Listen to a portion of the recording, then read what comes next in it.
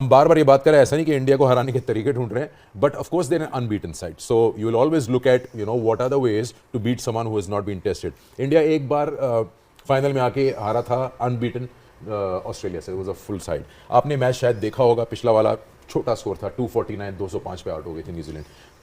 Wicket spinners हुलूस की. What can they do differently in terms of mindsets before taking that flight tomorrow? Just look at the Australian team, what they have done to India team. I think I think ये भूल जाना चाहिए कि India है सामने. ये भूल जाना चाहिए कि आप लेसर हैं या आप अच्छे नहीं हैं. आई थिंक सेंटनर के अंदर वो बिलीफ सिस्टम मुझे नज़र आया आज एज अ कैप्टन कि यार वो चाहता है कि मैं टाइटल जीत जाऊँ. I think but you have to do the right thing at the right times. At the same time I think you're gonna have to bear the onslaught. जब रोहित शर्मा onslaught पे जाएगा, वो आपको न्यूट्रलाइज करेगा आपकी स्पिन बॉलिंग को, specially centre पे attack करेगा वो. Let's presume that. I think वहाँ पे आपको संभालना, अपने कैरेक्टर को, अपनी टीम को संभालना है. आई थिंक देखें यार, अगर आप अभी पूछते हैं तो 70-30 है. अगर ऑड्स अगर आप देखते हैं तो India looks the far better side. सही. ठीक है, when it comes to batting in the spinners and comes to maturity, तो मुझे लगता है कि यार they are far better side. But if you bring a game to that day, on that day, and you think that यार now we thoroughly deserve that after 35 years और 40 years, यार हम कोई वर्ल्ड कप नहीं जीते तो इसका ये मतलब नहीं है कि वो अच्छी टीम नहीं है. ठीक है. तो जी अच्छा जी, तो ये जैसे आपने ऑब्वियसली टच अपॉन किया कि सेंटर के अंदर एक बिलीफ है. एक और चीज़ जो उनको नेगेट करनी पड़ेगी वो है इंडिया का spin attack. I mean that's going to be the key battle here कि जी उनके पास 4 स्पिनर्स हैं, न्यूजीलैंड के पास बैट्समैन हैं जो बहुत अच्छे हैं, लेकिन वहाँ पे अभी तक जितने भी हमने मैचेस दुबई में देखे हैं, चाहे वो अक्षर पटेल हो गए, चाहे वो कुलदीप हो गए, चाहे वो वरुण हो गए, सब ने अपना रोल निभाया है and they have got breakthroughs at the right time. So how does New Zealand counter that or negate that aspect of India's bowling?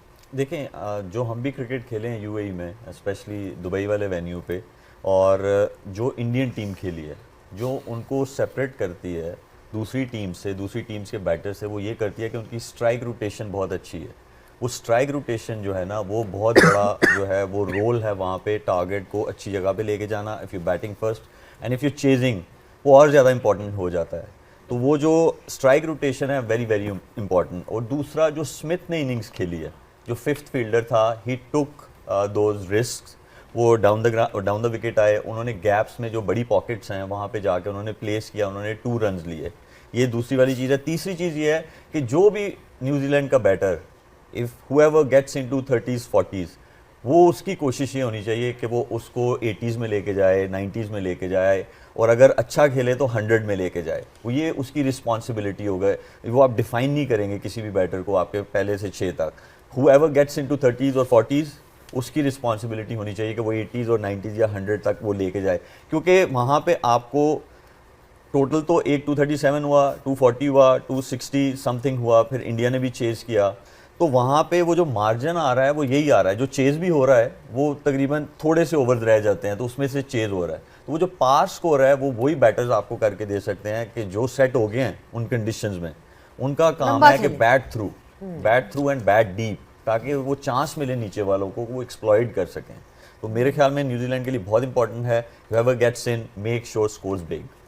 वो कहते हैं ना कि is treated as just another game, but ऐसा होता नहीं है. Otherwise south Africa सारे जीत जाता मैच.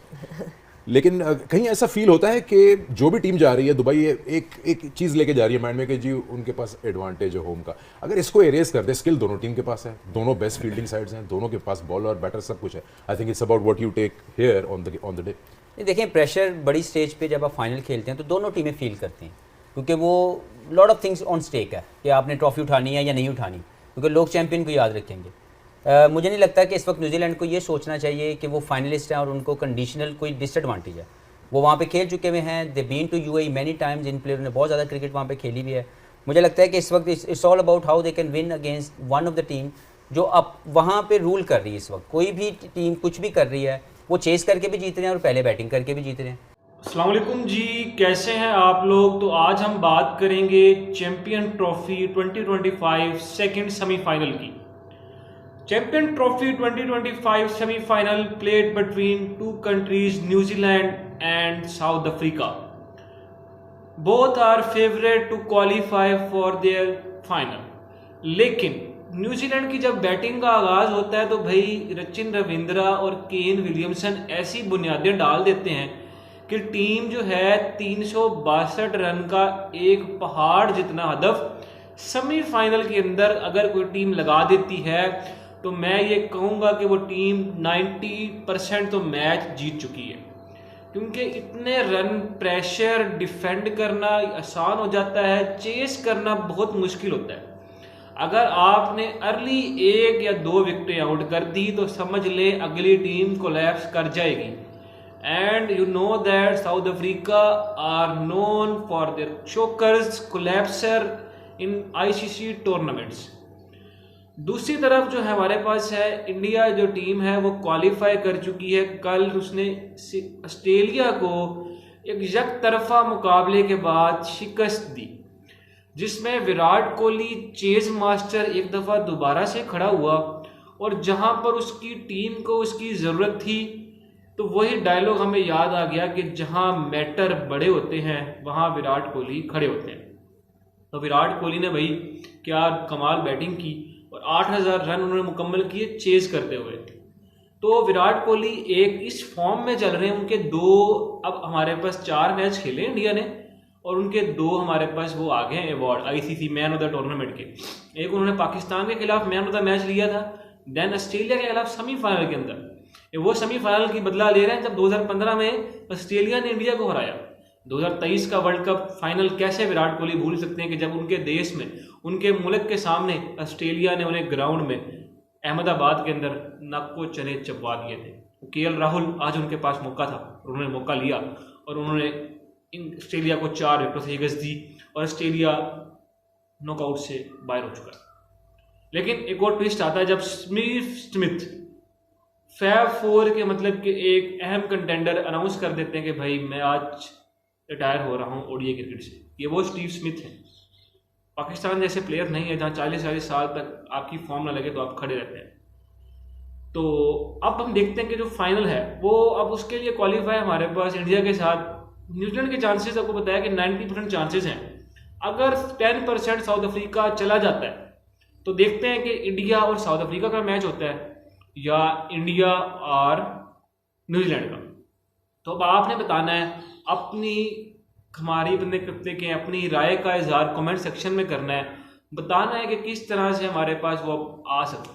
तो हम आपसे मिलेंगे नेक्स्ट वीडियो के अंदर। उस वक्त तक के लिए आप हमें दीजिएगा इजाज़त, लेकिन उससे पहले अगर आपको हमारी वीडियो अच्छी लगी हो तो हमारे चैनल को सब्सक्राइब करें, बेल आइकन के बटन को दबाएं ताकि हमारी हर आने वाली लेटेस्ट वीडियो आप तक पहुंच सके और आगे अपने दोस्तों के साथ भी शेयर करें ताकि वो क्रिकेट की इस तरह की funny and informative reaction videos से महफूज होते रहें। अल्लाह निगहबान।